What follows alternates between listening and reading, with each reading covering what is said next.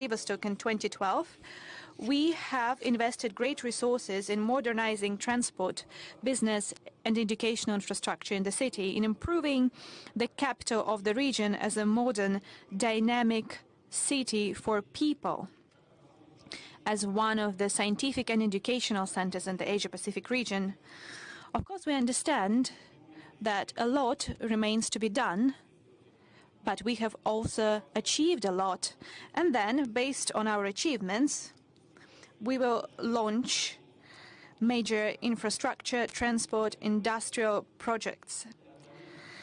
And at the same time, while we try to improve business climate in our country, we have also proposed drastically new, in many aspects unique, instruments of support for business in the Far East, which are globally competitive. I would like to address all our colleagues who are going to invest in the Far East of Russia. Please use these opportunities. You should study them once again. Those are not just promises. This is actual practical steps which already function. So in the region, we have 20 priority development areas for social and economic development with special conditions for industry, preferential tax treatment and government support measures. We have already 369 registered residents there, and they have struck deals for more than 2.5 trillion rubles, and they have, we will provide more than 60,000 new jobs. They have already invested 344.8 billions of rubles in investment and created 19.5 thousand jobs. Now we have the free port of Vladivostok, which spans across 22 municipal entities, and its purpose is to help the integration of the Far Eastern regions in the economic space of the Asia-Pacific region. They will help to boost our high-tech industries. The advantages of the free port were already used by 1,404 residents that have signed their agreements, business deals, for 700 billion rubles, and they are going to create 68,000 jobs. They have already invested 95.2 billion rubles and created more than 10,000 jobs. This is a fact. And in overall, thanks to the measures of support, starting from 2015, the investors have already invested 612 billion rubles into our economy, and they have launched 242 production facilities and created more than 39,000 new jobs. As a result, we have the growth of industrial production in the Far East. It currently stands at 23% over the last 5 years, and this is 3 times higher than the average in the country. The center of new competences, exchanges between the young people and international cooperation, both experiments in educational, science, new technologies. That is the Far Eastern Federal University, where we are gathered here today, as we are always gathered for this forum. And last year, 20,000 students studied at the university, and among them 3,500 foreigners from 74 countries of the world. More than 200 professors from abroad are teaching at the university, and we plan to further develop research infrastructure at the university, including the mega science lab construction. We can be sure that the university in the future will be a part of the backbone of the joint educational space of the Asia-Pacific region. Dear friends, at the previous Far Eastern forums, we have talked about the significance of the Far East for Russia, about our plans and tasks to develop it, of the instruments of support for business, how we can tap into those instruments. I have briefly spoken about this in my address today, although we understand, and just now with my colleagues during the working lunch, we talked about that without the people, without their energy, without their talents, without their interest in achieving results, no such goals could be reached. So in my address today, I'm going to focus on social and economic development and the social program of the development for the region. I believe it would be interesting not only for the people in Russia, but also for our potential investors who already work here in Russia.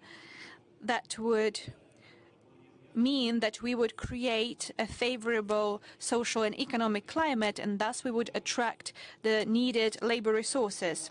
So yesterday, together with the leaders of the Far East region, we discussed new stage of development for the Far East. And the point is to convert the economic gains of the recent years into a social growth spurt, into better quality of life for the people.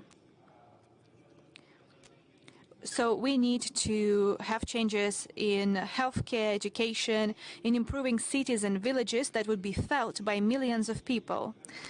And such changes should be felt not only in some distant future, as I have already mentioned, not only years later, but very, very soon. And I would like to highlight that compared to 2005, the migration outflow from the Far East has decreased twofold. We need to turn the tide, and the Far East should not lose, but gain more people with their energy, power and initiative. So I would like to go back to our talk at the working lunch. We discussed this topic, and my colleagues actually raised this question. What is the outflow of people from the Far East? That is indeed a very important question from the moral and ethical point of view, and from the economical point of view as well. This region should be attractive for qualified personnel and for the young people, because the young people are our future. Even more so that the Far East is a very young region of Russia. It has great demographic potential, which we need to keep and multiply. The overall birth rate is higher than the average in Russia. Out of 8,200,000 people living in the Federal District, almost 1.5 million are school children, students and college students. They have victories in various sports competitions, international and all-Russian scientific competitions. For example, recently Kazan hosted World Skills Junior, and the gold medal was won by the 9th grader Andrei Mishkov from Ulan-Ude. He was the best when it comes to information technologies, and once again I would like to congratulate him on that.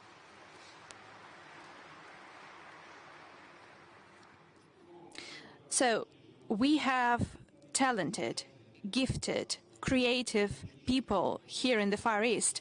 They are capable to take on the world and reach ambitious goals. So the first and key task for the new development of the Far East is to support the young people, to do everything in our power so that the young people would have the broadest opportunities to get education, find themselves in life and in professional setting, to start a family and raise their children, so that they would make their contribution into development of the Far East so close to them.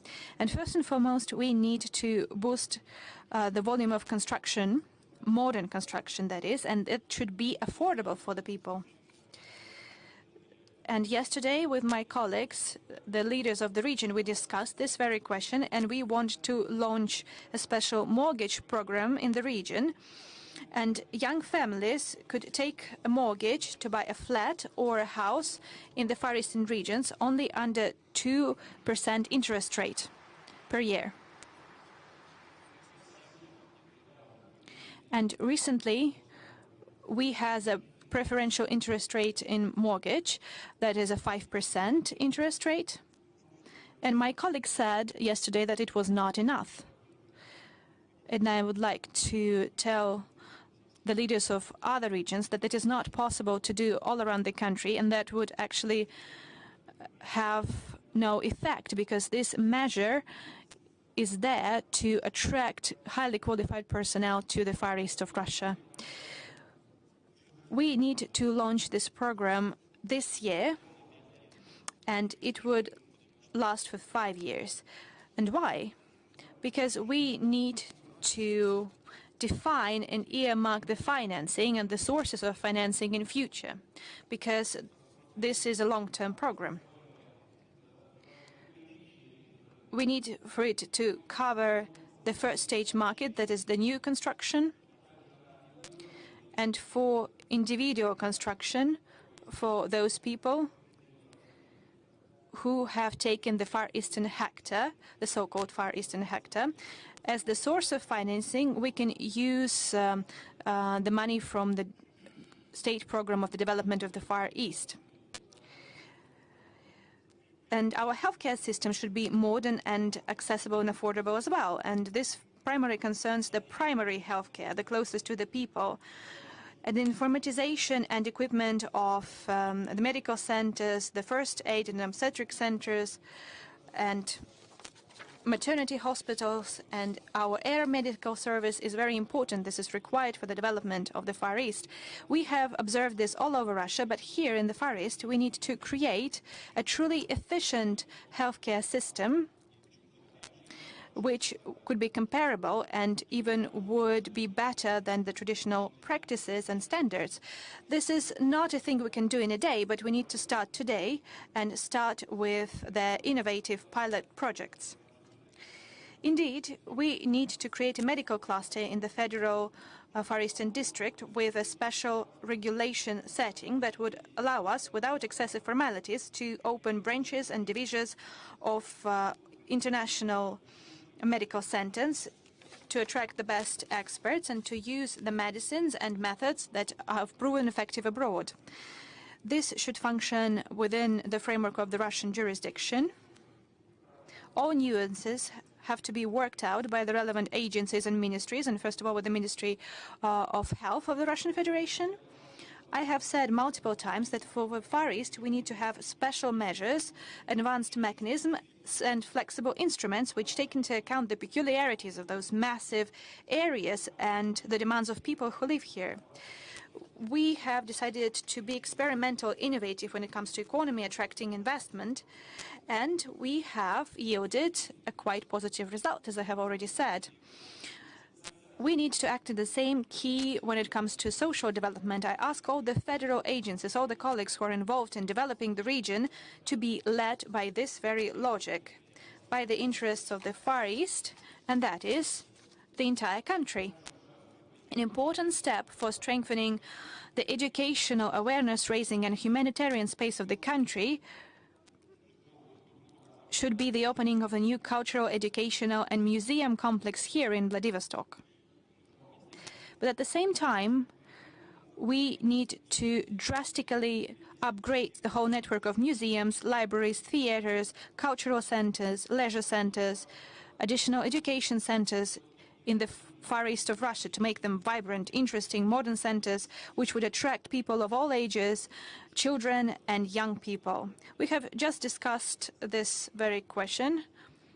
I mentioned our prior meeting for the third time, and Mr. Shinzo Abe here said about the attractiveness and the tourism potential of the region.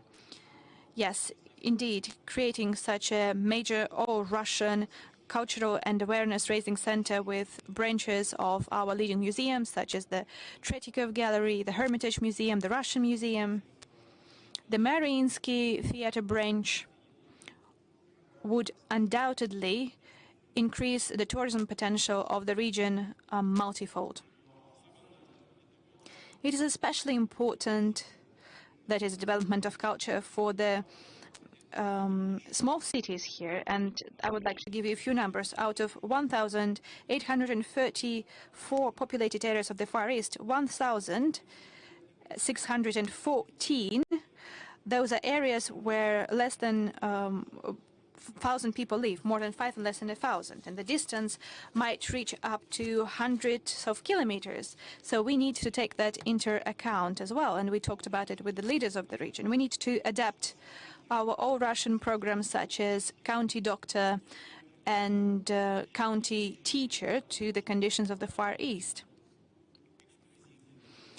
For example, we might increase the payments for physicians, physician assistants, teachers, especially those who come to the very small villages in the Far East. We can increase those payments compared to the average in Russia for the Far East twofold. And undoubtedly we need to think about the future. It is closely linked to the young people and children today who love their region, who want to live and work here, they need to receive quality education regardless of their income and their status. That is why we need to provide employer-sponsored education and special budget-financed openings for highly required specialties, so that the young people would be sponsored by the budget, but also by the potential employers, and they could be certain that jobs await them and they would be guaranteed to get a job.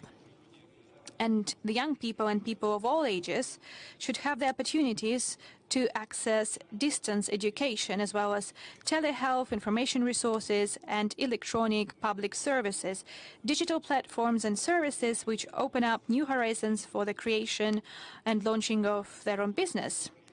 I would like to remind you that more than half of internet users of our planet live in the Asia-Pacific regions, and that is why the Far East should meet the standards of the digital infrastructure which are set in the world, including the high-speed internet coverage.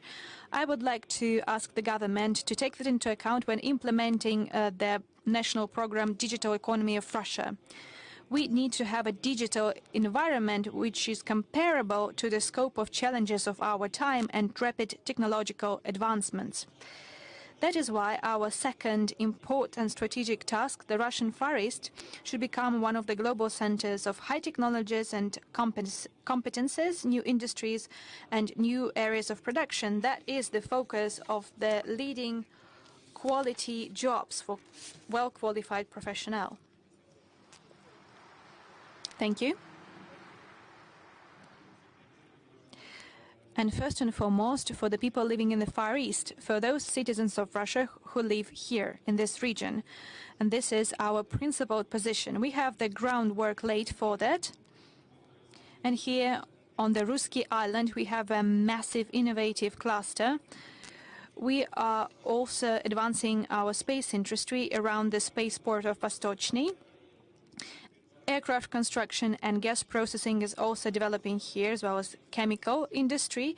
We are continuing to create the Zvezda shipbuilding plant, and we are going to focus on increasing the exports of deep processing products. Again, this is our principled position, and I would like to draw the attention of Russian and foreign investors to this, the residents of advanced development areas and the free port of Vladivostok. So we increase the export taxes for roundwood, for example, but at the same time we are ready to back those who are boosting our capacities in timber industry. At the same time, we create the preferential treatment for export of the ready-made products, including on the markets of third countries. In the same logic, preferences and support in exchange for deep processing will be used in other areas, including maritime resources and mineral resources. As for safeguarding and careful use of our forest resources, this is a very important topic, and we should consider it in the scope of the entire country at the special meeting of the State Council. We understand the creation of a massive scientific and industrial center in the region is a colossal challenge. At the same time, this provides us great opportunities, and it's indeed very broad. So the benchmark of demands when it comes to efficiency of our measures and solutions should also be on par. At the same time, this involves the economy of the future, the support of young teams who implement disruptive ideas and solutions.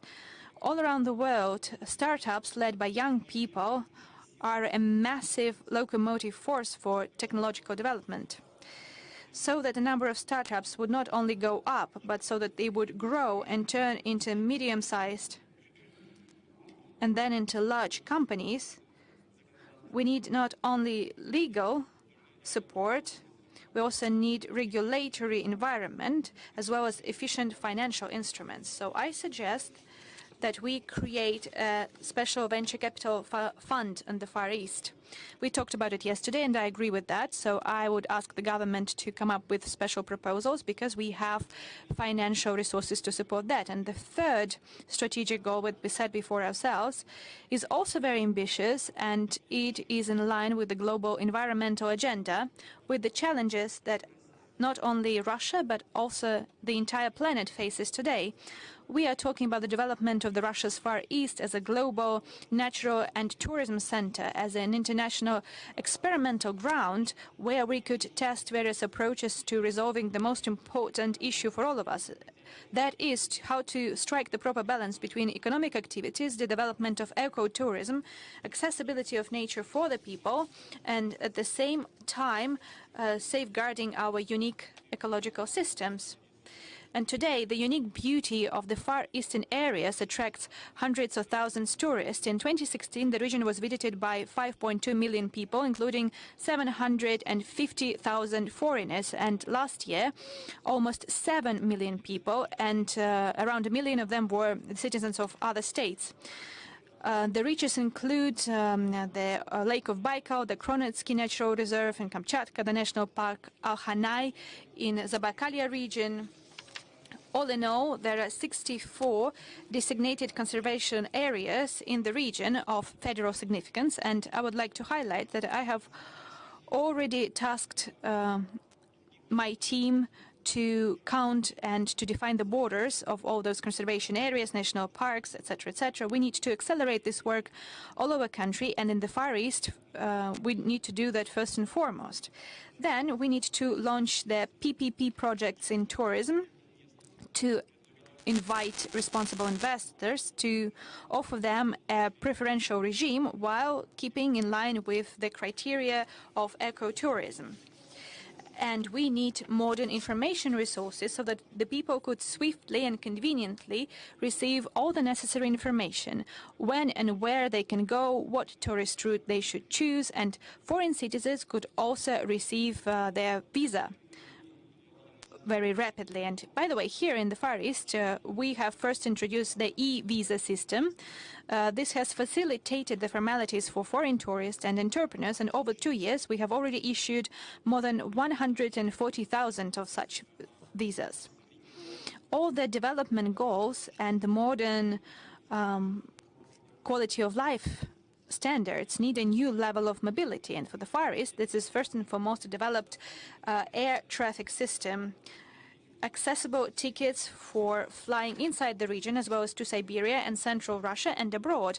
Up to 2024, 40 airports would be reconstructed in the Far East, and to expand local air traffic and to upgrade the fleet of regional and local planes and helicopters, we need to use the capacities of aircraft plants in Lanode, Komsomolsk-on-Amur and Arseniev.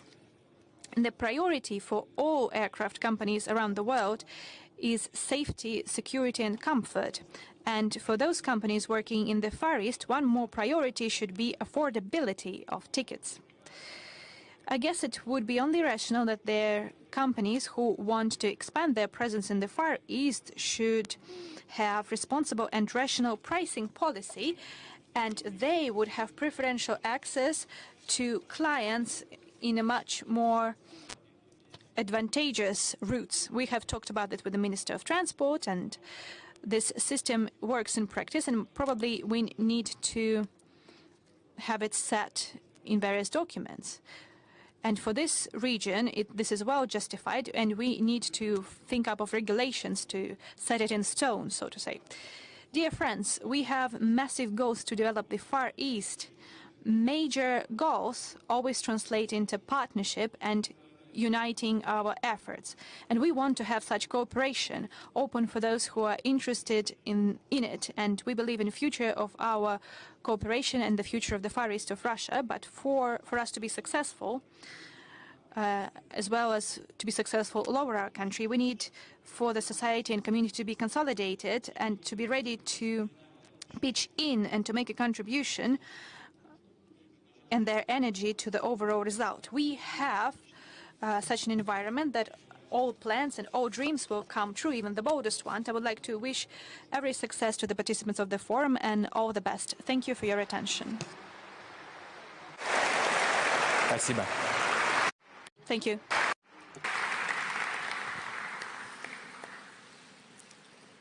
Владимирович, одно уточнение.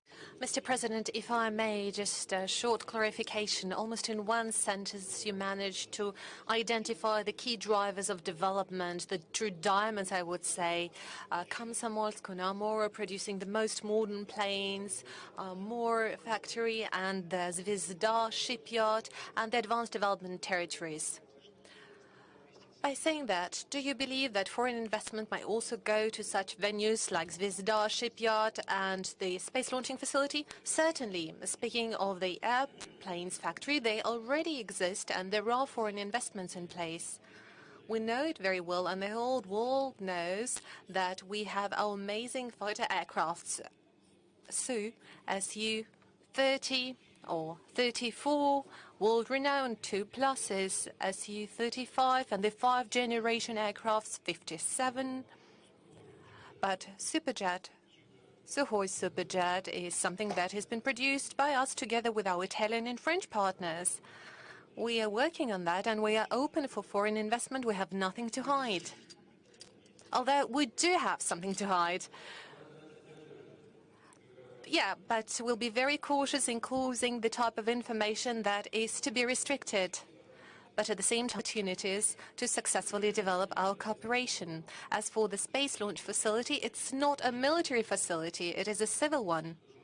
And we're discussing who should be the one constructing the next stages of it. But generally, the space launch facility is designed to do the launches for civil purposes. We therefore believe it is not just possible to work together with foreign partners. We're very much interested in that type of cooperation and we very much invite them to participate. We already have joint projects with India in the space area. We actively collaborate on that with our colleagues from People's Republic of China. We have good cooperation with the European Space Agency. And we hope that in the future it would develop even further. We work with the United States as well. We are doing quite a lot of launches in the interest of our partners and also in the interests of the United States. And those launches are planned to be shifted to the Vostochny space launch facility. So I do not see any single area that could be closed for cooperation with our foreign partners. On the contrary, we're very much interested in engagement of that type, including the Zvezda shipyard. We visited it just yesterday with Prime Minister Modi. Of course, we'll be constructing the most advanced high-tonnage vessels, and there will be all type of services that are suitable for working on the shelf in the Arctic zone, and in particular for transportation of LNG and oil products, any type of cargoes and freight. And yesterday we discussed it with the Prime Minister that we'll be searching for opportunities of joint work. Probably there might be some specific vessels that be constructed here. It is an international cooperation that is flourishing in this way. So some of the vessels could be built in Russia, while some of them might be completed at the shipping yards in India, and a renowned leading Russian company in the area. Rosneft, an oil and gas company, is the owner of one of the largest processing facilities in India. They purchased the controlling stock lately, one of the biggest refineries, and that includes one of the largest seaports in India. So we have a lot of potential points for cooperation. There are no issues that are closed for cooperation. On the contrary, we're very much interested in that. Thank you. Before I give the floor to Prime Minister of India, I'd like to emphasize that President Putin slightly commented on some things that were discussed between him and Prime Minister Modi in a one-to-one meeting. When I took a look at the agenda of the meeting, I thought, think of a situation when an Indian businessman decides to come to Vladivostok, and the shortest journey would be via Korea, and it would take around 18 hours or up to 20 or 23 hours. Obviously, the speed of reaching India from Vladivostok and vice versa would be much faster if that is a maritime route as suggested by Prime Minister Modi between Chennai and Vladivostok. And today we see this type of high connectivity emerging. Mr. Prime Minister Modi, please take the floor.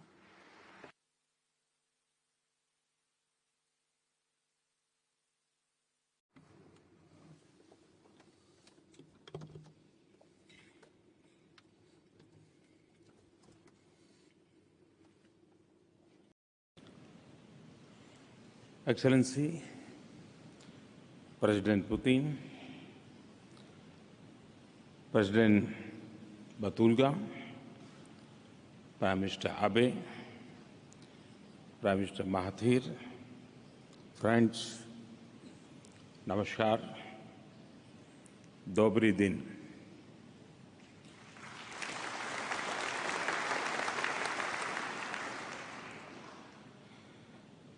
Vladivostok के शांत और प्रकाशमय वातावरण में आपके साथ संवाद करना एक सुखद अनुभव है। सुबह का उजाला यहाँ से होकर दुनिया में फैलता है और पूरी दुनिया को ऊर्जावान बनाता है। मुझे पूरा विश्वास है कि आज का हमारा यह मंथन केवल फार ईस्ट ही नहीं बल्कि पूरी मानव जाति के कल्याण के प्रयासों को नई ऊर्जा और नई गति देगा। इस महत्वपूर्ण अवसर को मुझे हिस्सा बनाने के लिए मैं अपने मित्र राष्ट्रपति पुतिन का आभारी हूँ।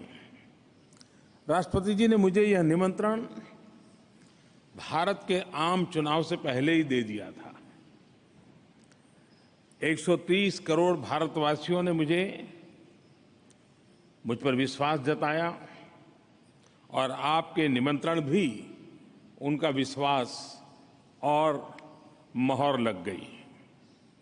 फ्रेंड्स, 2 साल पहले राष्ट्रपति पुतिन ने मुझे सेंट पीटर्सबर्ग इकोनॉमिक फोरम में आमंत्रित किया था। यूरोप के फ्रंटियर से पैसिफिक के गेटवे तक मेरी भी एक प्रकार से ट्रांस साइबेरियन यात्रा हो गई है। व्लादिवोस्तोक यूरेशिया और पैसिफिक का संगम है। यह आर्कटिक और नॉर्दर्न सी रूट के लिए अवसर खोलता है। रूस का करीबन 3/4 भूभाग एशिया है। फार ईस्ट इस महान देश की एशियन आइडेंटिटी को सुदृढ़ करता है। इस क्षेत्र का आकार भारत से करीब 2 गुना है। इसकी आबादी सिर्फ 6 मिलियन है, लेकिन यह रीजन खनिज, ऑयल और गैस जैसे प्राकृतिक संसाधनों का धनी है। यहाँ के लोगों ने अपने अथक परिश्रम, साहस और इनोवेशन से नेचर की चुनौतियों पर विजय पाई है। यही नहीं, कला, विज्ञान, साहित्य, स्पोर्ट्स, इंडस्ट्री और एडवेंचर, मानव गतिविधि का ऐसा कोई एरिया नहीं है जिसमें फार ईस्ट के लोगों ने, व्लादिवोस्तोक के बाशिंदों ने सफलता हासिल ना की हो। साथ ही उन्होंने रूस और उसके मित्रों के लिए भी अनेक अवसर बनाए हैं। फ्रोजन लैंड को फ्लावर बेड में बदलकर एक सुनहरे फ्यूचर का आधार तैयार किया है। कल राष्ट्रपति पुतिन के साथ मैंने street of the far east exhibition देखा। यहाँ की विविधता, लोगों की प्रतिभा और टेक्नोलॉजी के विकास ने मुझे बहुत ही प्रभावित किया है। इनमें प्रगति और सहयोग की अपार संभावनाएं मैंने महसूस की हैं। फ्रेंड्स, भारत और फार ईस्ट का रिश्ता आज का नहीं, बहुत पुराना है। भारत वो पहला देश है जिसने व्लादिवोस्तोक में अपना कॉन्सुलेट खोला। तब भी और उससे भी पहले भारत और रूस के बीच बहुत ही भरोसा था। सोवियत रूस के समय भी जब अन्य विदेशियों पर यहां आने पर पाबंदियां थी, व्लादिवोस्तोक भारतीय नागरिकों के लिए खुला था। रक्षा और विकास के बहुत सा साजो सामान व्लादिवोस्तोक के जरिए भारत पहुंचता था और आज इस भागीदारी का पेड़ अपनी जड़ें गहरी कर रहा है। दोनों देशों के लोगों के लिए सुख समृद्धि का सहारा बन रहा है। भारत ने यहां एनर्जी सेक्टर और दूसरे नेचुरल रिसोर्सेज जैसे डायमंड में महत्वपूर्ण निवेश किया है। सखालिन के ऑयल फील्ड्स भारतीय निवेश की सफलता का एक उत्तम उदाहरण है। फ्रेंड्स, राष्ट्रपति पुतिन का फार ईस्ट के लिए लगाव और उनका विजन इस क्षेत्र के लिए ही नहीं, भारत जैसे रूस के पार्टनर्स के लिए अभूतपूर्व अवसर लेकर के आया है। उन्होंने रशियन फार ईस्ट के विकास को national priority for the 21st century घोषित किया है। उनकी होलिस्टिक अप्रोच यहां जीवन के हर पहलू को, इकोनॉमी हो या एजुकेशन, हेल्थ हो या स्पोर्ट्स, कल्चर हो या कम्युनिकेशन, ट्रेड हो या ट्रेडिशन, हर एक को बेहतर बनाने का प्रयास है। एक और उन्होंने इन्वेस्टमेंट के रास्ते खोले हैं, तो दूसरी ओर सामाजिक सेक्टर्स पर भी उतना ही ध्यान दिया है। मैं स्वयं उनके इस विजन से प्रभावित हुआ हूं और इसे शेयर भी करता हूं। भारत उनकी इस विजनरी जर्नी में कदम से कदम मिलाकर रूस के साथ चलना चाहता है। मैं अपने अनुभव के आधार पर कह सकता हूं कि फार ईस्ट और व्लादिवोस्तोक के रैपिड, संतुलित और समावेशी विकास के लिए राष्ट्रपति पुतिन का विजन जरूर कामयाब होगा, क्योंकि यह रियलिस्टिक है और इसके पीछे यहाँ के मूल्यवान संसाधनों और लोगों की असीम प्रतिभा है। उनके विजन में इस रीजन के लिए और यहाँ के लोगों के लिए सम्मान और प्यार झलकता है। भारत में भी हम सबका साथ, सबका विकास, सबका विश्वास के मंत्र के साथ एक नए भारत के निर्माण में जुटे हैं। 2024 तक भारत को $5 ट्रिलियन की इकोनॉमी बनाने के संकल्प को सिद्ध करने में जुटे हैं। तेजी से बढ़ते भारत और उसकी प्रतिभा की इस रीजन से भागीदारी एक 11 बनाने का ऐतिहासिक मौका है। फ्रेंड्स, इसी मोटिवेशन से हमने ईस्टर्न इकोनॉमिक फोरम में हमारे पार्टिसिपेशन के लिए अभूतपूर्व तैयारी की। कई मंत्री, 4 राज्यों के मुख्यमंत्री और करीब 150 बिजनेस लीडर्स यहां आए। उन्होंने राष्ट्रपति के विशेष दूत, फार ईस्ट के सभी 11 गवर्नर्स और उनके बिजनेस लीडर्स से मुलाकात की। रूस के मंत्री और फार ईस्ट के बिजनेस लीडर भी भारत आए। मुझे ये बताते हुए खुशी रही है कि हमारी इन कोशिशों के बहुत ही अच्छे परिणाम आ रहे हैं। एनर्जी से लेकर के हेल्थ, एजुकेशन से लेकर के स्किल डेवलपमेंट, माइनिंग से लेकर के टिम्बर, अनेक क्षेत्रों में करीब 50 बिजनेस एग्रीमेंट हुए हैं। इनसे कई बिलियन डॉलर्स के व्यापार के निवेश की अपेक्षा है। फ्रेंड्स, फार ईस्ट के विकास में और योगदान देने के लिए भारत $1 बिलियन की लाइन ऑफ क्रेडिट देगा। यह पहला मौका है कि हम किसी देश के क्षेत्र विशेष को लाइन ऑफ क्रेडिट दे रहे हैं।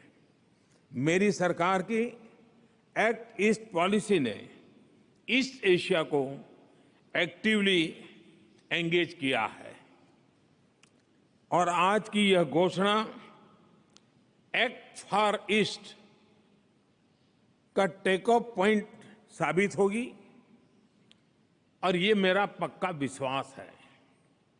यह कदम हमारी इकोनॉमिक डिप्लोमेसी में भी एक नया आयाम जोड़ रहा है। मित्र राष्ट्रों के रीजन्स के विकास में हम उनकी प्राथमिकताओं के हिसाब से एक्टिव भागीदार बनेंगे। फ्रेंड्स, भारत की प्राचीन सभ्यता के मूल्यों ने हमें सिखाया है कि प्रकृति से उतना ही ले जितने की जरूरत है। हम प्राकृतिक संसाधनों के संवर्धन पर विश्वास करते हैं। प्रकृति के साथ यही तालमेल सदियों से हमारे अस्तित्व और विकास का अहम हिस्सा रहा है। फ्रेंड्स, जिन देशों में भारतीय डायस्पोरा है, वहां के लीडर्स जब भी मुझे मिलते हैं, भारतीयों के श्रम, ईमानदारी, अनुशासन और निष्ठा की भरपूर प्रशंसा करते हैं। भारतीय कंपनियों ने, कारोबारियों ने दुनिया भर में कितने ही क्षेत्रों के विकास में योगदान किया है, वेल्थ क्रिएशन का काम किया है। साथ ही भारतीयों ने और हमारी कंपनियों ने स्थानीय संवेदनाओं और संस्कृति का हमेशा आदर किया है। मुझे पक्का भरोसा है कि भारतीयों का पैसा, पसीना, प्रतिभा और प्रोफेशनलिज्म फार ईस्ट में तेज विकास लाएंगे। ईस्टर्न इकोनॉमिक फोरम में भारत ने पार्टिसिपेशन के जो उत्तम परिणाम आए हैं, उन्हें आगे बढ़ाने के लिए मैं फार ईस्ट के सभी 11 गवर्नर्स को भारत आने का निमंत्रण देता हूं। फ्रेंड्स, मैंने और राष्ट्रपति पुतिन ने भारत रूस सहयोग के लिए एम्बिशियस टारगेट रखे हैं। हमारे संबंधों में हमने नए आयाम जोड़े हैं, उनको विविधता दी है। संबंधों को सरकारी दायरे से बाहर ला करके प्राइवेट इंडस्ट्री के बीच ठोस सहयोग तक पहुंचाया है। उनको राजधानियों से बाहर स्टेट्स और रीजन्स तक ले गए हैं। हमने हर क्षेत्र में सहयोग को अपनी special and privilege strategic partnership के सांचे में बढ़ाया है, ढाला है। हम मिलकर स्पेस की दूरियां भी पार करेंगे और समंदर की गहराइयों से समृद्धि भी निकाल के ले आएंगे। फ्रेंड्स, इंडो पैसिफिक रीजन में सहयोग का नया in particular is engineering and aerospace knowledge. Malaysia is the place to put your university in.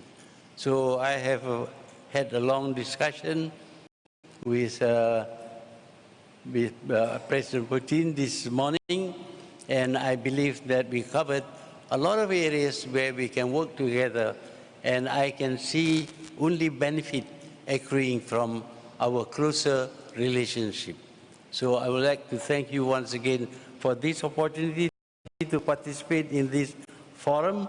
and I hope that as a result, there will be greater cooperation and friendship between Malaysia and Russia for our mutual benefit. I thank you.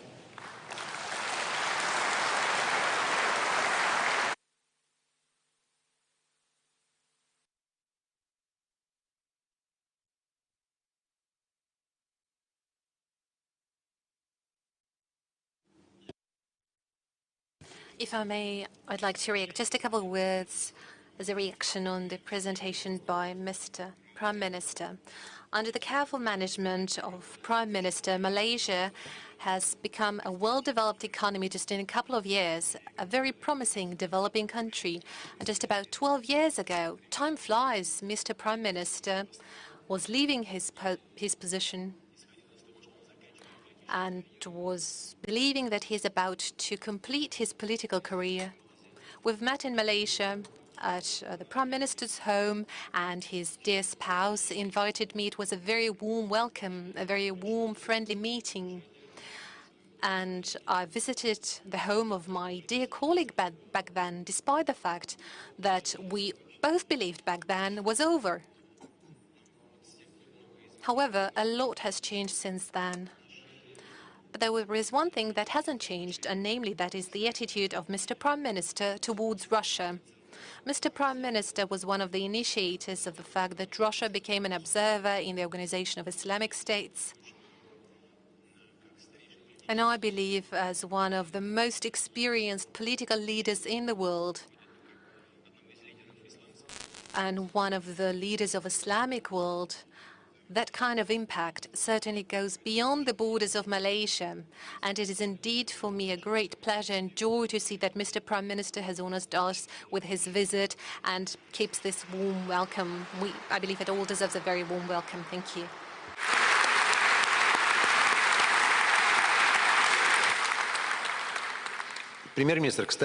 Prime Minister, by the way, what do you think is the limit for being a politician? What is like the limit of age for being a politician? Well, at the moment, we have raised the age to 95.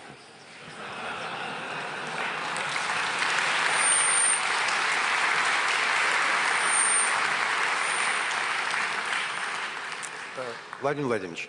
So, Mr. Putin,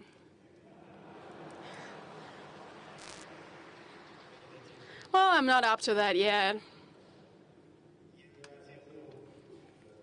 I would like to, after we've listened to the statements by the participants of this session, to underscore that the list of the participants of the Eastern Economic Forum keeps growing. It was my great pleasure to hear Spanish language. We've met with Mr. Ortega, Special Representative of Nicaragua for ties with Russia. But Mr. Ortega asked to send best regards from his father, Presidente and Comandante Daniel Ortega, but I can't but pay attention to the fact that there are Ukrainian investors now in this hall. For example, Mr. Medvedchuk is present here. He's an investor. So when is the exchange going to take place, Mr. Putin? The exchange, when is it going to take place? Well, I think that Mr. Medvedchuk is going to torture me about this. I know that he's especially nervous about several people to be exchanged who are now imprisoned in the Russian Federation, and it's quite hard for us. It was quite hard for us to take decision about this specific people. But based on humanity, we are now about to complete the talks that we have, including with the official authorities. So I believe that it will be known in the near future. The prospects of some exchanges with Ukraine or further talks are also a sort of a compass, if I may, in relationship with the countries of G7, for example. What will happen next after the exchange? What is possible after the exchange on the Ukrainian track between Russia and Ukraine? I believe that historically it will happen inevitable. We will normalize our relationship at the end of the day because we're two parts of the same people. And I've said that numerously before. As far as the nearest prospect is concerned, this will largely depend on the current Ukrainian leadership. So are we to expect something until the end of the week, before the end of the week? Well, I've just said that we will finalize our talks on the exchange. It will be rather a large-scale exchange, and it would also already be a good step towards normalization. Mr. Abe, I would like to ask you a question. When I mentioned the G7, for example, you've heard the reports that President Trump was present at the latest G7 summit and that he spoke in favor of the Russian Federation and President Putin. You observed it from inside. So without breaking some obvious rules, since this is a closed club, maybe you can tell us how it was, how it happened.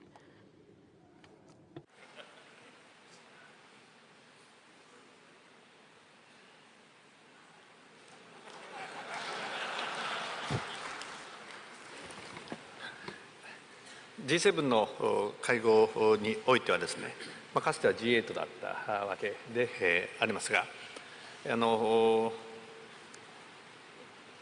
はりロシアのですね、さまざまな。As far as the G7 is concerned, we used to have G8 before.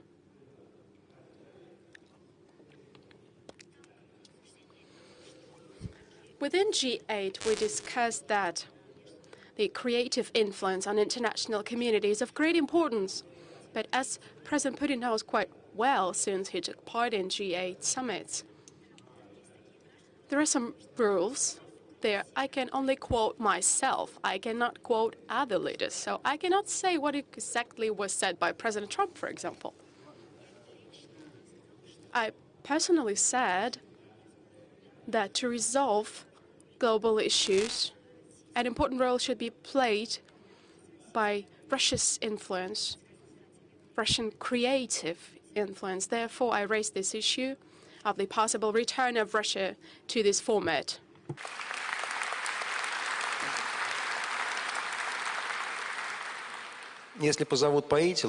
So if you're invited, will you go there, Mr. President? Where? G8. I think the next G8 summit is take place in the United States. However, it will be the heat of the presidential campaign. G8 was to actually take place in Russia, in Sochi. Yes, when we are open to our partners, we'll be happy and glad to welcome them in Russia if they wish to come. We were not the one to postpone this summit. Our partners postponed it. So if you want to restore G8, please come and do it. But I think that everyone understands today, and President Macron has said recently in public that the Western leadership is over. I cannot imagine an efficient international organization that works without India and without China. Any formats are always beneficial. This is always a positive exchange of views. Even when there are some debates and disputes, I believe that was the case in G7 this time. But it's still useful, therefore, we do not abandon any format of cooperation. So, Mr. Modi, if such invitation is heard to extend G7 to include Russia, India and China up to G10, will you go to such G10 summit?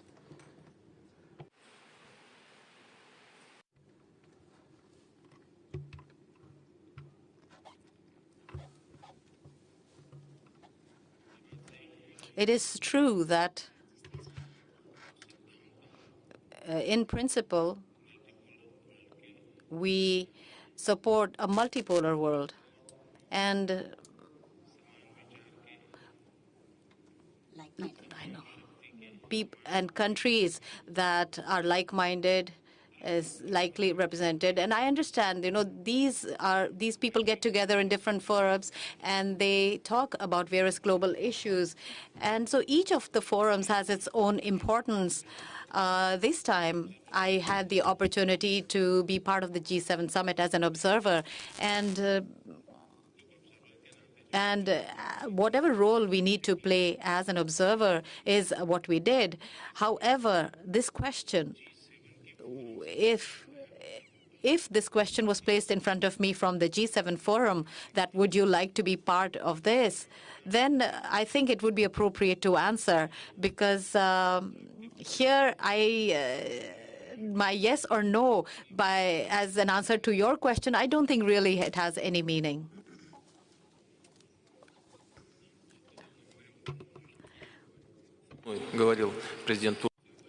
President President of Turkey, Erdogan, has spoken to me quite recently, and he said that, why didn't you raise the issue of Turkey being a part of this format? So after Turkey has purchased S-400, it is protected from the skies, from above. The work of Turkey in this format would also be quite relevant. I'm talking about its role in international affairs and in the region. Well, actually, as far as I understand, from the latest two remarks made by Prime Minister of India and President of Russia, G20 is the format which actually resolves all the tasks that we have in front of us. Yes, as of today, this is maybe the most representative international organization that deals with harmonization of positions on economy. Don't be surprised by my next question, but I hope it will be quite a curious bridge. My question is to President of Mongolia. There is one suspicious coincidence. A call by President Trump to President Putin took place on the day you were in Washington. Did you do something about it? Did you actually make President Trump make this call? Could you tell us about it? Big countries have certain misunderstanding between them. And during my visit to the United States, I said that we live on the same planet. Siberia is a part of this planet, is a part of this global world. The Siberian forests are burning down. I've told him, why don't you call the president to express your condolences over this? We live on the same planet. Siberia is the lungs of our country. So these lungs are burning. Why don't you call the Russian president and express your condolences? It's just suspicious, you know. Remember where I used to work. Everybody knows where I used to work, so I'm aware of everything that's going on. Mr. Putin, well, you've talked to President Trump recently. The idea of G8 has been mentioned. So what are we to begin with? There is a lot of issues that have accumulated over the recent years. I've had a look at statistics. By the last year, 40 citizens of the Russian Federation were arrested upon request of the United States in the third countries. So January 2019, the citizen Makarenko, I don't know what he's accused of, but the very fact of it, I'm going to mention it. Mr. Korshunov was arrested in Naples.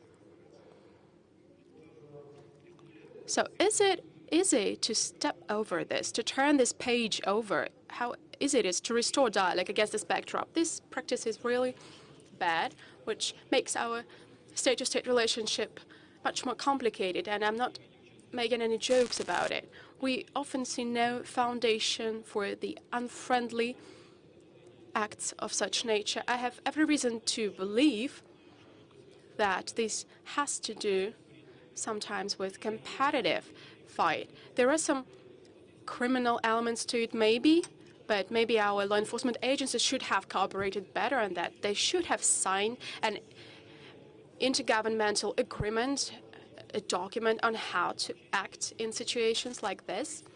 Such documents actually exist. The one of 1999, we had an agreement in 1999. They could be updated because they, in fact, are not operational. But in some extent, this has to do with competition in aviation building. We have this good mid-range aircraft, MS-21, developing it. It's a competitor to Boeing 737.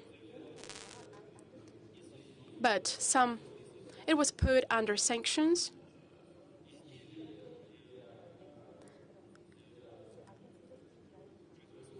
A part of this aircraft, which is used for producing the wing, was placed under the sanctions list. That has nothing to do with defense, nothing. But we'll do it on our own. But cooperation would be actually important. And we were ready to purchase such U.S. materials, just the same as the U.S. is purchasing titanium from us in large quantities and producing buoys from our titanium, but we'll do it anyway. It will take us some time, maybe a year or two, maybe a year and a half. It's already flying, this aircraft is already flying, and we will have these materials. And maybe it's a good thing that we will have our own materials. We will not have to depend on anyone. Now, as for the person you've mentioned that is involved in engine construction, working for the Engine Construction Corporation, some accusations have been made of him stealing some secrets. We've heard such accusations against the People's Republic of China, for example. I don't know what's actually going on there. But here we know for sure that this corporation, the United Engine Building Corporation, produced a new Russian engine. It took it a lot of time to produce this engine. This is our first high-tech product of such nature for the last 28 years. And our Engine Building Corporation was producing it. This is a specific enterprise with very good competences, with good staff, with the R&D base of world class. We signed a contract with an Italian company for consultation. That's absolutely natural world practice. This is an open commercial work with our European partners. Now, the US friends are trying to assure us of the fact that some Americans were employed by this company, that they stole something. Well, if they stole something, then this should be somehow dealt with. But we do not anything that they stole. Everything that we make is made by our specialists. Well, consultation, some joint efforts on state-of-the-art high-tech products this is something natural, some public work that is going on. So in this particular case, I believe that what we see are the attempts of nullified competition, and this does not improve our relationship in any way.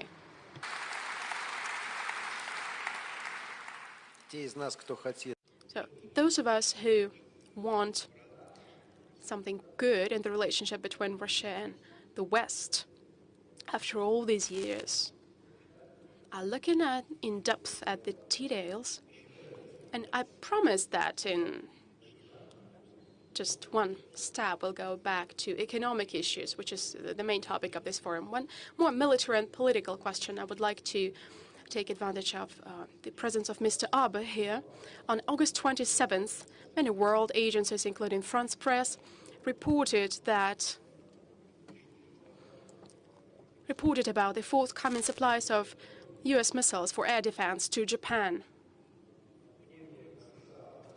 So against the backdrop of the expiration of the Intermediate Range Nuclear Forces Treaty, and about everyone knows about the peculiar characteristics of launchers in Romania and in Poland. I'm sorry about these long details, but against the backdrop of the treaty that was signed by Gorbachev and Reagan with regard to Europe, the Soviet Union destroyed all such missiles in Asia. This may transform the missile configuration in Asia.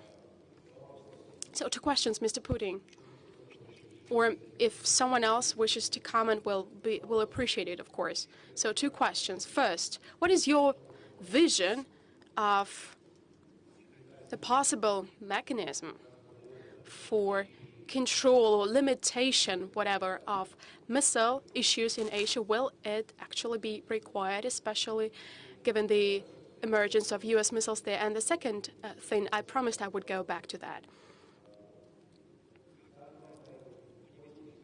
How are you to negotiate with Japan against this backdrop? You mentioned this military U.S. aspect, so that's it. That's the example of it.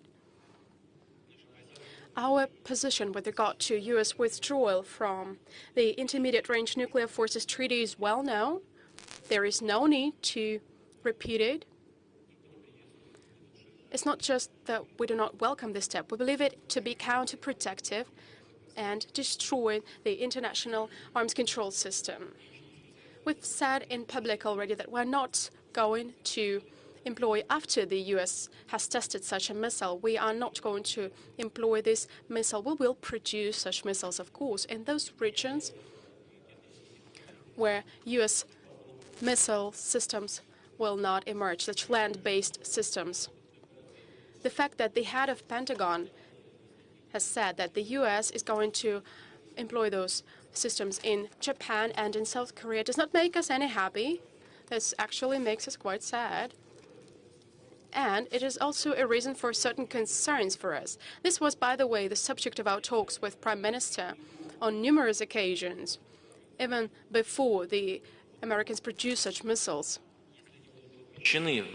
If they are deployed in Japan or South Korea, we understand that this is going to be done under the pretext of preventing the threat from North Korea. But even for us, it is going to pose a significant problem, a very serious one, because these missile systems are going to be able to cover a large part of the Russian territory, and in particular in the Russian Far East. And I'd like to remind you that two big military bases of ours are located here, as well as a base of nuclear-powered strategic aircraft carriers and ports, and Kamchatka in particular. And this is a serious matter. And in this particular context, of course, this is something we cannot overlook. And this is one of the factors that is going to be taken into account in our talks, both with Japan and South Korea. So far, we do not know the response of our South Korean and Japanese partners to that initiative. Prime Minister and I have not spoken about that today. Incidentally, on many occasions, we drew attention to the fact that launches MS-21 can not just be used for anti-missiles, interceptor missiles, but also they can be used for offensive missiles, even though the Americans are trying to say that this is not the case. But they have tested these launches with offensive missile systems. So this launcher can be part of offensive weaponry. So we were right. So I assume they were trying to lead us astray. But we have no illusions about that, we understand. And we are going to respond appropriately.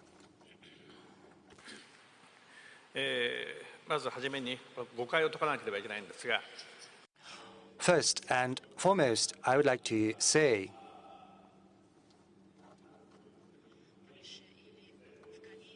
that in Poland or in South Korea, there are ABM systems deployed, but they do belong to the U.S. and they are managed by the U.S. Japan, on the country, has an ABM system on its own, and it is managed by Japan and is not under the control of the U.S. So,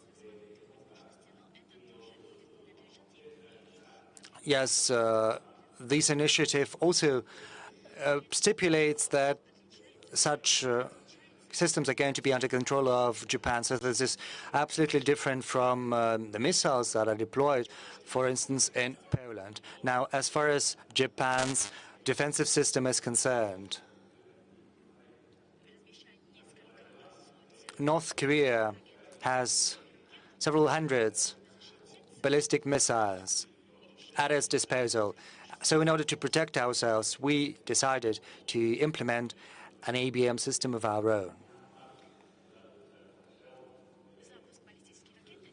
The launch of a ballistic missile goes contrary to UN Security Council resolutions, and of course it's distressing, but to protect our country from such conduct, we have to deploy an ABM system of our own. Now, as for the deployment of American systems in Japan, we have not received any proposal to that effect from the U.S. What we have in Japan right now belongs to Japan. It's Japanese property, and it is meant for the protection of our country. So even technically, for instance, to launch a Tomahawk missile from such systems we have is impossible. Well, the head of the Pentagon has announced that the U.S. is engaged in talks with Japan as well as with South Korea, and that it intends to continue these talks with a view to deploying their land-based intermediate-range missile systems. But let me reiterate, Shinji, and I didn't have talks to that effect. So this issue is going to be discussed at the foreign ministry's level in future. Thank you. Let me get back to the issue of security. We cannot overlook it. But now let's get back for a while to economic matters. There was a wonderful session at the Valdai International Club, and there was a World Bank representative speaking during that session, and I liked a lot how he formulated his thought, just as between India and Russia, as well as between China and Russia. There is the so-called undertrade, that's what he called it. The current capacities would allow these countries trading to trade more.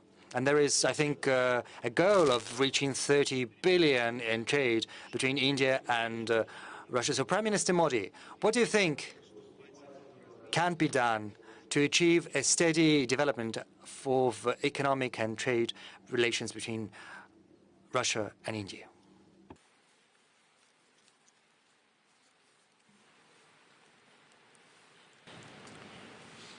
आपने बहुत ही सही सवाल पूछा है और world bank का जो ये ऑब्जर्वेशन है उसमें काफ़ी सच्चाई है, बहुत संभावनाएं हैं और अभी तक हम पूर्ण सामर्थ्य के साथ अनेक विविधताओं के साथ जितना करना चाहिए उसमें हमारी गति भी कम है और हमारा व्याप भी कम है और ये बात भारत रशिया दोनों मानते हैं। ऐसा नहीं है कि हम दोनों इस बात को नहीं मानते। आपको मालूम होगा कि एक समय ऐसा था कि जिसमें रशिया और भारत का संबंध ज़्यादातर बायर और सेलर का था और वो भी शस्त्रास्त्रों की खरीदी करने वाला भारत एक खरीदार था। आज ऐसी स्थिति नहीं है, चाहे डायमंड हो, चाहे ऑयल हो, चाहे एनर्जी सेक्टर हो, रशिया का भारत में भी इन्वेस्टमेंट हो रहा है, भारत का भी रशिया में इन्वेस्टमेंट हो रहा है, टूरिज्म हमारा बढ़ रहा है, हमारे पॉलिटिकल एंगेजमेंट भी बहुत बड़े हैं और रशिया भारत का बहुत पुराना विश्वस्त मित्र रहा है और अब बायर सेलर की भूमिका से निकल करके हम दोनों देश मिलकर के हर क्षेत्र में आर्थिक संबंधों को बनाने की दिशा में आगे बढ़ रहे हैं। इसमें भी सिर्फ मैं आकर के यहाँ लेक्चर दे करके नहीं जा रहा हूँ।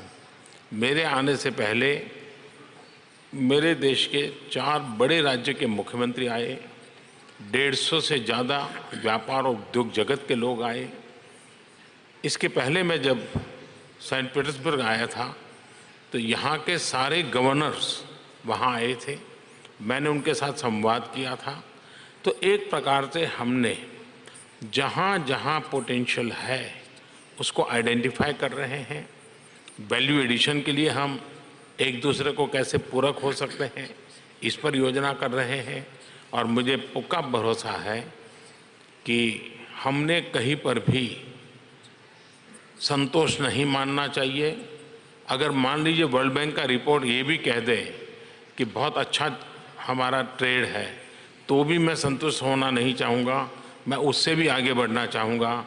और राष्ट्रपति पुतिन मेरे मित्र का और मेरी मित्रता के बीच में ये एक चीज़ कॉमन है कि हम दोनों कहीं संतोष नहीं मानते हैं, कहीं रुकते नहीं हैं। अगर कुछ हुआ है तो और ज़्यादा अच्छा करें, और ज़्यादा व्यापक करें और लंबे समय के लिए। इस मूलभूत चिंतन से जुड़े हुए होने के कारण और वर्ल्ड बैंक के इस रिपोर्ट को नज़रिए में रखते हुए हम और अधिक आगे बढ़ना चाहते हैं।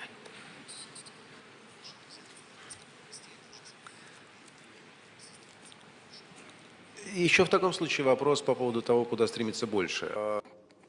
Another question about what else can be done. Well, of course, I read before this meeting, and I understand that you've got a topic you like very much, that is youth. And right now, India has this superpower image in ITCs and software, and youth and computer technologies are inextricably linked in many minds. So within this economic exchanges, what can be done? What about youth and economic? How do they intertwine together? How are they supposed to work together? Analysis is Bharat दुनिया का आज सबसे युवा देश है। Information communication technology में भारत ने अपने एक महारत हासिल की है, लेकिन हम कैसे आगे बढ़ते हैं? मैं पिछले वर्ष एक इनफॉर्मल समिट के लिए मैं और राष्ट्रपति पुतिन सोची में 2 दिन रहे थे। कोई एजेंडा नहीं था, ऐसे ही हम लोग मिले थे और बाद में मुझे वो एक एजुकेशनल इंस्टीट्यूट देखने के लिए ले गए थे और मैं बहुत प्रभावित हुआ था। और बाद में वे जब भारत आए तो मैंने उनसे बड़ा आग्रह किया था कि आप सोची से जो आपके होनहार स्टूडेंट्स हैं उनको ले आइए। हमने भारत के भी अलग अलग यूनिवर्सिटी से वैसे ही स्टूडेंट एकत्र किए और उनका एक हैकेथॉन किया टेक्नोलॉजी को लेकर के, यानी एक प्रकार से meeting of mind, innovations and something to दुनिया को डिलीवर करना। वो बहुत ही अच्छा प्रयोग रहा। अब भारत से बच्चे सोची में आएंगे तो ये student exchange for innovation and technology, startup एक बहुत बड़ी ताकत आज भारत की उभर कर रही है। हम दुनिया में पहले 3 में हमने अपनी जगह बनाई है। भारत के यूथ उसमें इनिशिएटिव ले रहा है। हम उसमें दुनिया के इस प्रकार का जो इनोवेटिव माइंड के यूथ हैं उनको हम जोड़ना चाहते हैं, तो उसके द्वारा भी कर सकता है। सामान्य जन के लिए अब टेक्नोलॉजी अनिवार्य हो गई है। हम टेक्नोलॉजी को जीवन का एक एक्सटेंडेड हिस्सा मान करके ही चलना होगा। तो एक कॉमन गुड्स के लिए हम टेक्नोलॉजी का ज़्यादा इस्तेमाल कैसे कर सकें और उसमें Russian brain and Indian brain मिल करके उस काम को कर सकते हैं। मैं समझता हूँ हमारी युवा शक्ति इस विषय को लेकर के काफ़ी कुछ कंट्रीब्यूट कर सकती है। Владимир Владимирович, премьер-министр сейчас имел в виду, естественно, закончился перевод, да? Владимир Владимирович, премьер-министр сейчас... Yes, of course, Prime Minister has just been speaking about serious school in Sochi. And indeed, there are wonderful young people there. And there are also those from the Agency for Strategic Initiatives, but other young people who take to the streets. What about these young people? Are these young people your people? Those people who have taken to the street. Yes, it's very strange here. The sound goes into the audience, but it doesn't go here on the podium. So there are young people from Sirius, young people from the Agency for Strategic Initiatives, and there are people, young people, who have taken into the streets recently. Are they your young people? Well, listen.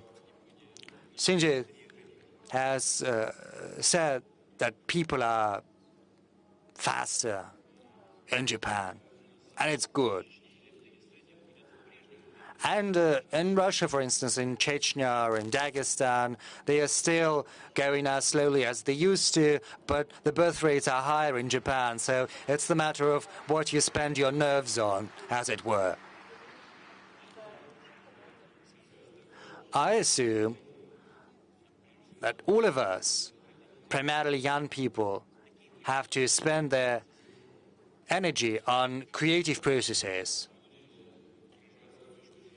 When people express their points of view during acts of protest, I believe, and I said that before, have the right to do so. Sometimes this can bring about positive results because it is sort of a shake-off for the power. It helps the authorities reconfigure in a way that makes it efficient. more efficient in addressing the issues people are faced with. But these actions have to take place in a positive vein. They do not have to pursue their self-serving, narrow interests. No, they have to be guided by the common interest, by the interest of the people, and they also have to act within the framework laid down by the law. And this is a point of view I've always adhered to. I still do. And the practice of such actions in Russia and elsewhere says that I'm right. It's a testimony to that. Now, as for, well, those young people you asked me about, I believe most of them think positively. They want our country to develop. They want to make a contribution of their own to the development of our country. The only question is for them to find their own place in life, whereas it's up to the authorities to do everything in their power for young people to be able to find themselves and to make the maximum contribution they can to a creative development of their country. Young people are very energetic, very dynamic, very active, but I reiterate, it has to be done within the framework of the law. And I'm confident that many people who are in the politics are going to be in great demand in future as well. Mr. President, I remember the experience of my generation. I'm 47. Guys and I, in the 1990s, early 90s, we went to different rallies. As I remember one rally against Article 6 of the Constitution. There were students and I, and we went against that article saying that the Communist Party was the core of the political system. But when we approached Zubovsky Boulevard, we were very close to the rally, and I think there were several hundreds people, and we went to the Politburo to retire. And, well, it turned out when we went to the rally that it was very easy to lead young people astray. The attitude towards everyone has to be equal and the same as part of the law. Yes, thank you. Now, we spoke about some security issues, and I'd like to ask something about politics. I saw the audience, and I saw Mr. Medvedchuk, and I remembered the announcement of President Zelensky, who said that the Party of Life was getting foreign funding. Did you see this announcement?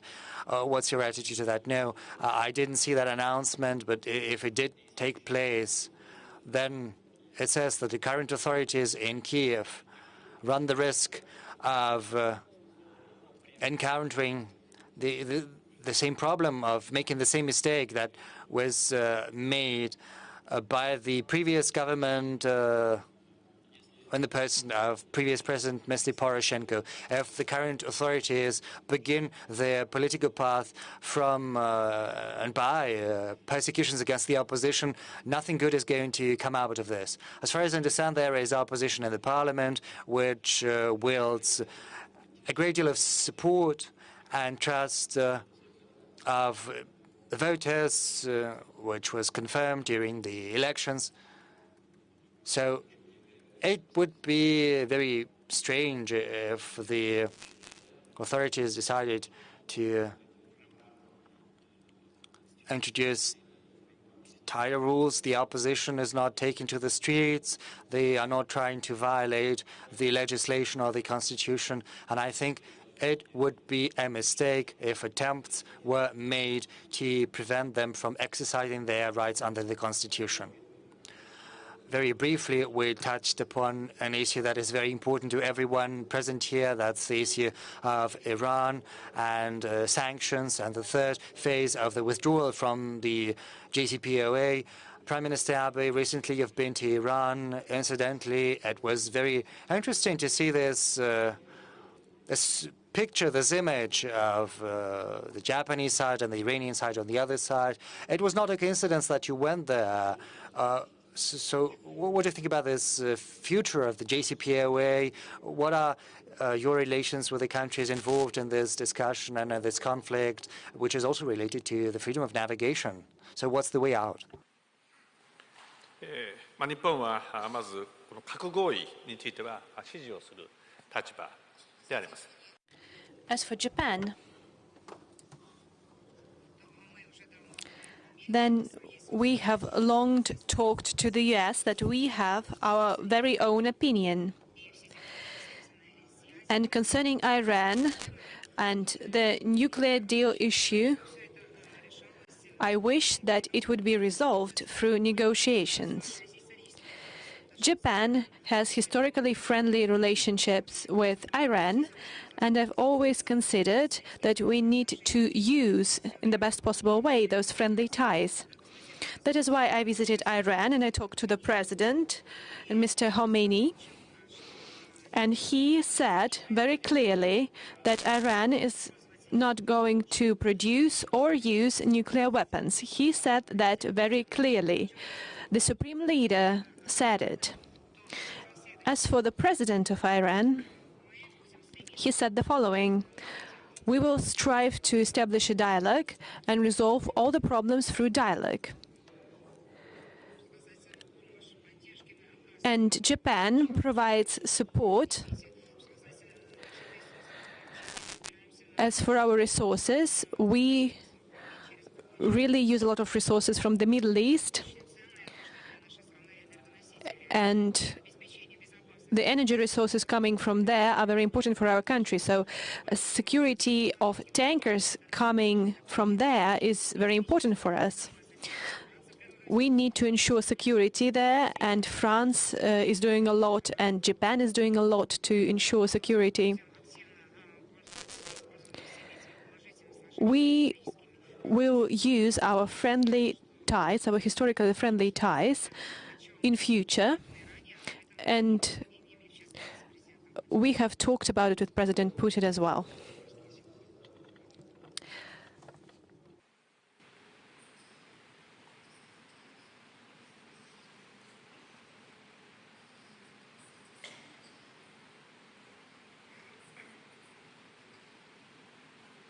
Если иногда теряется перевод здесь через два языка, насколько мне известно, я повторю на всякий случай свой вопрос, чтобы переводчики успели. Будет ли Индия, собирается ли India, is India going to send its naval forces to the Strait of Hormuz from the Gulf to the Indian Ocean, where the Persian oil is going through?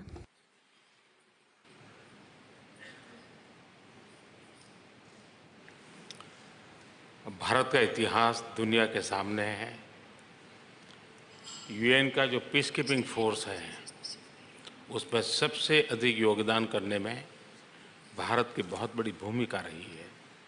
तो भारत के सैनिक हमेशा peace keeping force के अंतर्गत ही काम करने के आदी रहे हैं।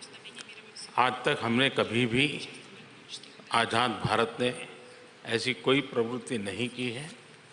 ये सही है कि प्रथम और दूसरे विश्व युद्ध में, जो कि न ही हमारा एजेंडा था, न ही हमारा मिशन था, लेकिन दो विश्व युद्ध में भारत ने करीब 1.5 लाख लोग हमारे शहीद हुए हैं।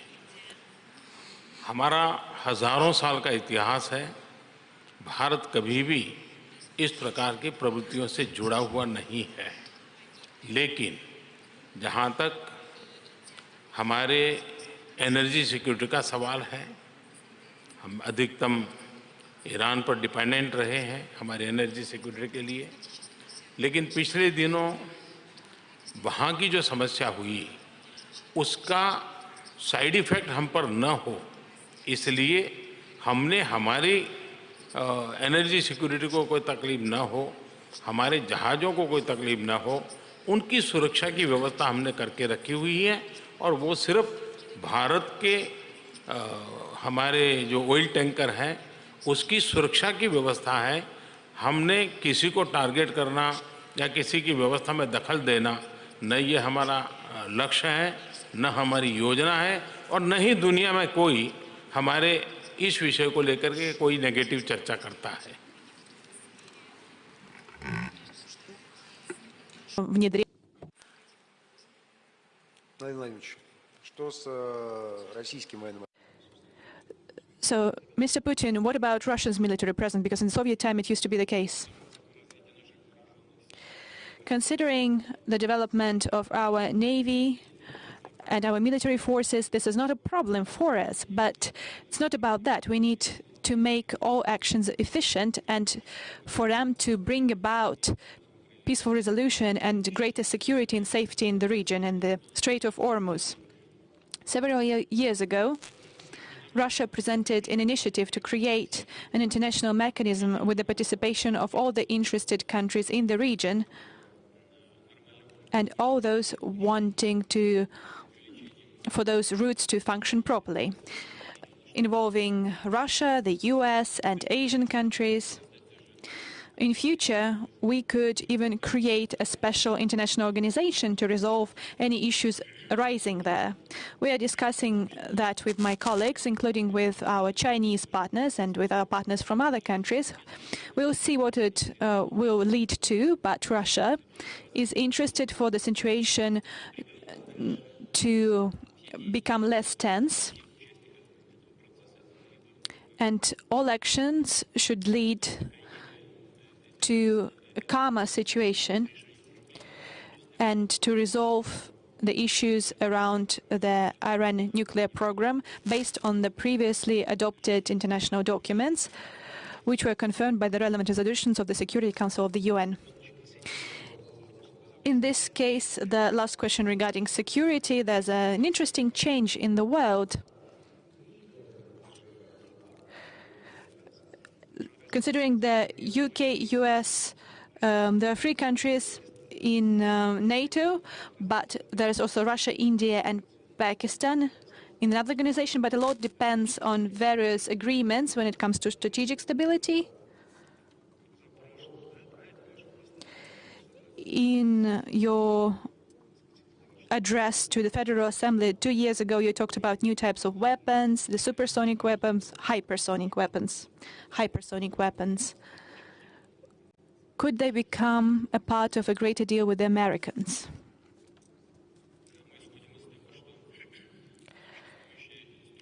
Yes, we believe that the existing instruments, and there's only one left, the New START Treaty, and this treaty has indeed been signed between Russia and the US.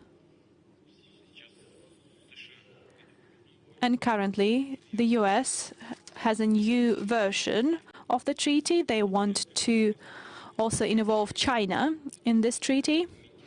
But China has been consistent in saying that Chinese nuclear potential is much lower than Russia's or the Americans. And that's why, how could they lower it if they have it low per se? This is what the situation looks like today. But you should not forget that the US did not even join the Treaty on the Comprehensive Ban of Nuclear Tests, CTBT.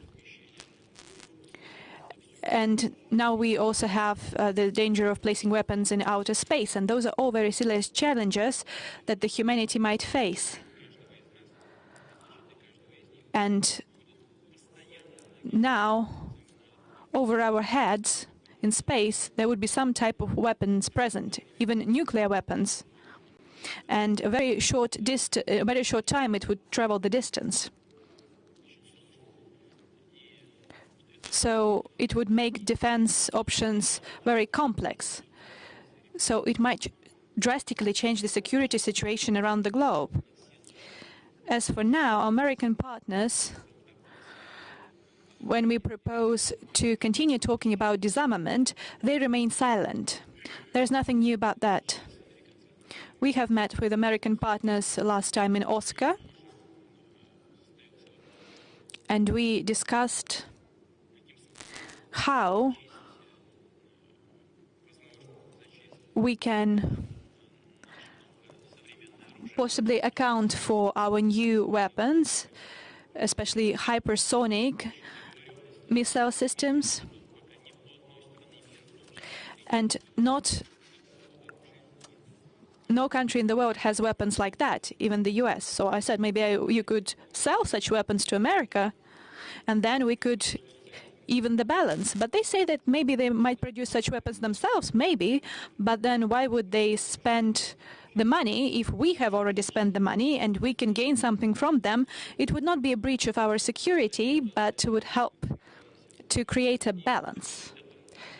We can also talk what could be accounted for when we talk about various types of weapons and launch vehicles. Russia is ready to talk about that, but so far we have not received a coherent response from the US.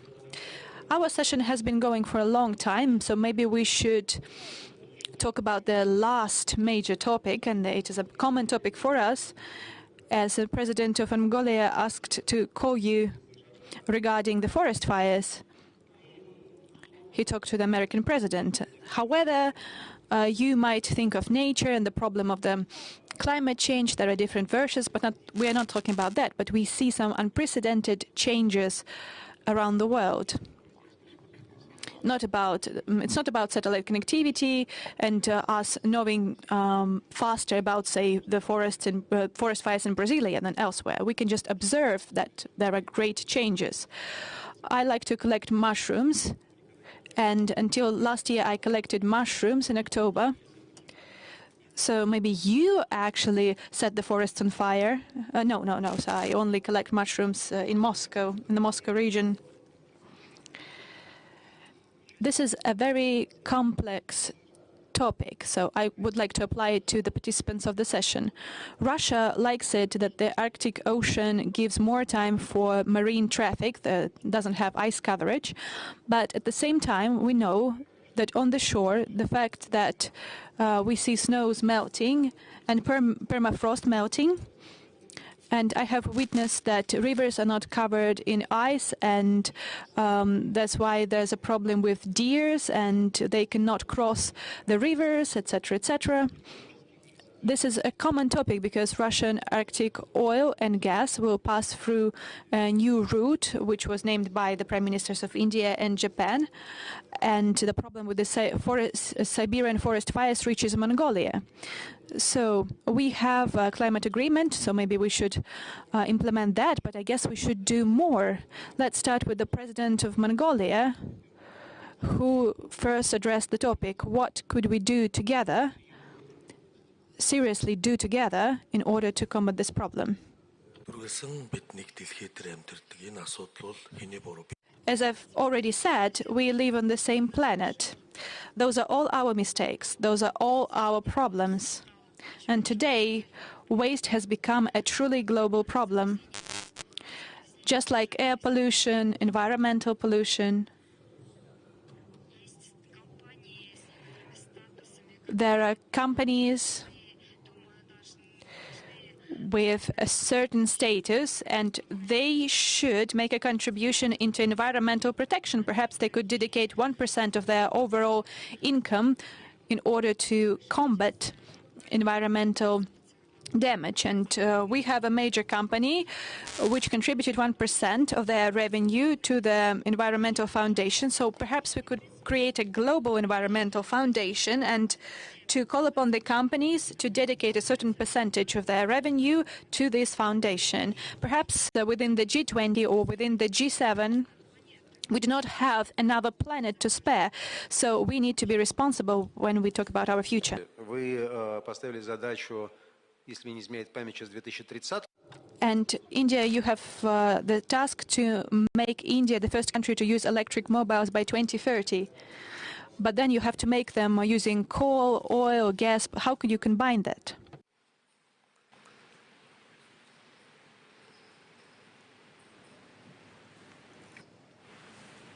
मैं मानता हूँ इस forum में जलवायु परिवर्तन की चिंता होना बहुत स्वाभाविक है और ज़रूरी भी है, और मैं आपको बधाई देता हूँ कि आपने इस महत्वपूर्ण मुद्दे को स्पर्श किया है। आज हमें जो कुछ भी नसीब हुआ है वो कभी न कभी हमारे पूर्वजों ने बचा के रखा था, उसके कारण हमें नसीब हुआ है। इंसान के नाते विश्व के किसी भी कोने में क्यों न रहते हो, हमने भी हमारी भावी पीढ़ी के लिए कुछ बचा के रखना होगा, उनके लिए विरासत में देकर के जाना होगा ताकि वे भी सुख चैन की जिंदगी जी सके। महात्मा गांधी ट्रस्टीशिप के सिद्धांत की चर्चा करते थे और वो हमेशा कहते थे, और उसी स्पिरिट से हमने भी सोचना चाहिए कि हम एक पृथ्वी के ट्रस्टी हैं। हमें हमारी उपयोगिता से अधिक किसी भी से छीनने का अधिकार नहीं है। अगर ये सिद्धांतों का पालन हम समाज व्यवस्था में ला सकते हैं तब जाकर के इस समस्या का समाधान होगा। हम सोचते होंगे कि टेक्नोलॉजी से समस्या का समाधान होगा, सामूहिक मिलकर के रिजोल्यूशन करने से होगा। ये सबसे बड़ा हर इंडिविजुअल नागरिक के बिहेवियरल चेंज से जुड़ा हुआ विषय है और उसमें एक सेंसिटिविटी होनी चाहिए कि उस दिशा में जाएं। हमने उस टेक्नोलॉजी को विकसित करना होगा। जैसे भारत ने COP21 में 175 गीगावाट रिन्यूएबल एनर्जी का लक्ष्य टारगेट किया ताकि हम क्लाइमेट चेंज, ग्लोबल वार्मिंग की समस्या में कुछ पॉजिटिव कंट्रीब्यूशन करें ताकि भविष्य में दुनिया को तकलीफ ना हो। आज मुझे गर्व से कहना है कि 175 गीगावाट में से हम काफ़ी मात्रा में सोलर एनर्जी की ओर शिफ्ट कर गए। काफ़ी हमने कंट्रीब्यूशन किया है और जो टारगेट हमने तय किया है 2022 तक 175 गीगावाट रिन्यूएबल एनर्जी का, वो हम पूरा कर लेंगे। जहाँ तक मोबिलिटी का सवाल है, दुनिया को अभी से सोचना होगा कि हम इलेक्ट्रिक व्हीकल की तरफ, मोबिलिटी की तरफ कैसे ध्यान दें। लेकिन अगर मैं व्हीकल पर बल देता हूँ तो एक मार्केट और बिजनेस उसकी तरफ जाता है। हमारा फोकस है क्या भारत इलेक्ट्रिक व्हीकल के लिए बैटरी, और वो भी सोलर सिस्टम से रिचार्ज हो ऐसी बैटरी, उसका मैन्युफैक्चरिंग हब बन सकता है क्या। और इसलिए हमने हमारी जितनी भी नीतियां बना रहे हैं उस नीतियों के केंद्र बिंदु में हम पहले प्रमोट करना चाहते हैं बैटरी का निर्माण। एक बार जैसे मोबाइल फ़ोन इसलिए पॉपुलर हुआ क्योंकि धीरे धीरे उसकी बैटरी छोटी होती गई और उस बैटरी की ताकत भी बढ़ती चली गई, 12 घंटे, 24 घंटे, 36 घंटे। उसके कारण मोबाइल फ़ोन की अफोर्डेबिलिटी बढ़ गई। वैसा ही इलेक्ट्रिक व्हीकल में भी बैटरी सबसे बड़ी महत्वपूर्ण विषय रहेगा। और एक मेरा मिशन और है भारत में क्लीन कुकिंग का। हमारे यहाँ करीब 250 फैमिलीज़ हैं, घर हैं जिसको कहें। 250 मिलियन अगर हमारे यहाँ ये है तो मुझे 250 मिलियन घरों के लिए क्लीन कुकिंग के लिए मैं सोलार सिस्टम से चलने वाली एनर्जी सिस्टम डेवलप करना चाहता हूँ। उनके लिए उसे बैटरी व्यवस्था विकसित करना चाहता हूँ ताकि सोलार सिस्टम से एनर्जी स्टोरेज भी हो और उसी से कुकिंग भी हो, ताकि हम एनवायरनमेंट को बहुत बड़ी मदद कर सकते हैं। मैंने इस क्षेत्र में काम करने वाली कंपनियों को चैलेंज रूट पर आने के लिए इनवाइट किया है। आप कल्पना कर सकते हैं कि 250 मिलियन इस प्रकार की बैटरियां ना बहुत बड़ा मार्केट है। अगर इस मार्केट को ध्यान में रखें तो कार मैन्युफैक्चरिंग के मार्केट को भी बहुत बड़ा, उसके कारण एक प्रकार से क्रॉस सब्सिडाइज हो जाएगा। तो हम उस पर भी बल दे रहे हैं। लेकिन ये बात सही है कि मोबिलिटी के क्षेत्र में ये बहुत बड़ा बदलाव अनिवार्य है।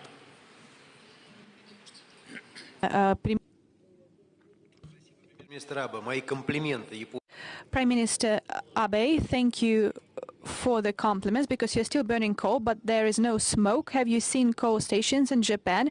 You should probably disseminate it around the world. The same question goes to you.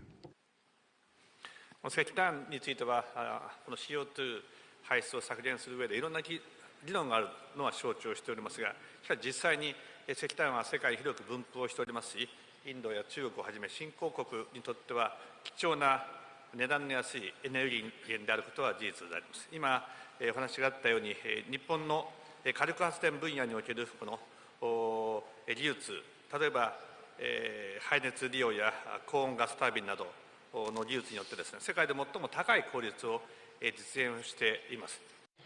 Japanese coal technologies are at the highest level. And in thermal stations, we have a standard 20% higher than around the world. And if we would use our technologies for fast-growing economies, then we could reduce the CO2 emissions. And also in the future, we're going to use gasification and fuel elements, by this raising the efficiency by another 40%.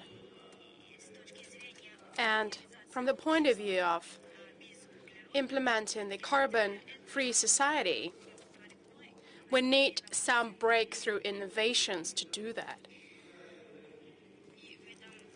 And in this particular regard, the key role will be played by hydrogen, which will not emit CO2. And in this regard, Japan, for the first time in the world, implemented these cars based on fuel element. And now in Fukushima, we are building a plant that will produce hydrogen. That is a major plant, the biggest plant. And next year, during the Olympic Games and Paralympic Games, we're going to use this hydrogen to control cars. The biggest issue with hydrogen is the high cost of it. But we have some long-term strategy that envisages lowering cost of hydrogen down to the level of natural gas by 10 times. We also have some plans of introducing technologies for the CO2 waste management, including artificial photosynthesis technologies. Therefore, Japan will be one of leaders in terms of innovation using the current technologies and state-of-the-art technologies. So it's a good thing that you've raised this issue. We've heard many times today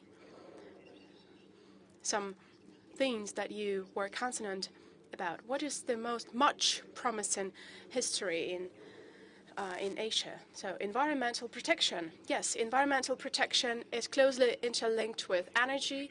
That is something that we've been talking about. Global warming also impacts Russia, among other countries. I mentioned it at G20 summit. Here in Russia, according to our data, according to international experts, the warming is moving at 2.5 times quicker than on the planet in general, and this poses a certain threat to us. First and foremost, in the north, where you were right to mention that the settlements are built on permafrost, and an issue occurs of what we are to do about that. But we support all the international efforts in this area. As you know, we've supported the Paris Agreement. We assumed rather considerable obligations to reduce emissions by about 70% from the base 1990 level, from the baseline level. By the way, the EU countries assumed a more modest obligation from the same, compared to the same baseline year. They assumed to reduce emissions by 60%. And by the way, we were talking about electric cars. Just now, the international organizations have recorded for the first time in history a drastic downfall in the sales of electric cars. There are certain reasons for that. But not only global warming is responsible for all the environmental issues that we have. There's also an issue of gas motor fuel. A lot of cars are used in big cities. They use this fuel. They use all sorts of fuel, including carbons, in the public utility system. This is all part of the program that we have prepared to improve the environmental situation in the country on the whole. This is just a part of the problem. At the same time, I would like to emphasize that globally, the structure of Russian energy is one of the greenest in the world. More than 1/3 of our energy accounts for hydro energy and nuclear energy. And more than 50% goes for gas, which, as it is well known, is one